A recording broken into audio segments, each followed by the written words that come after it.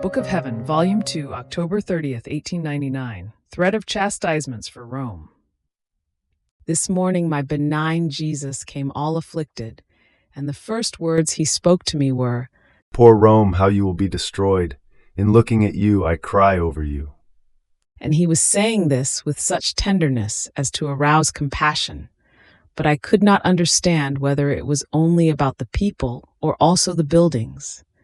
Since I had the obedience not to conform to justice, but to pray, I said to him, "My beloved Jesus, when it is about chastisements, one must no longer argue, but only pray." And so I began to pray, to kiss his wounds, and to make acts of reparation.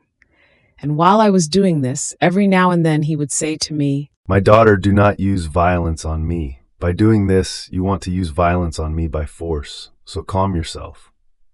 And I, "Lord, it is obedience that wants it so. I am not the one who does this," he added.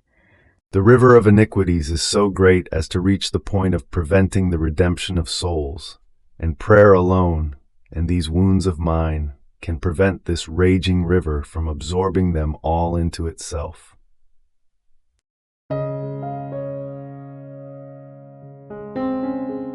Thank you for being a part of our community here at Divine Will app. If you enjoy listening to Jesus' lessons on how to live in the divine will, please give this video a thumbs up. Your likes help us reach more souls yearning to live in the kingdom of the divine will.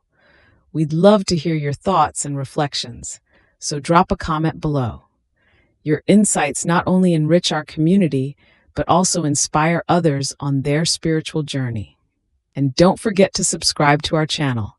By joining us, you're helping to spread the news of the kingdom of the divine will, so that together we can bring his kingdom to reign on earth as it is in heaven.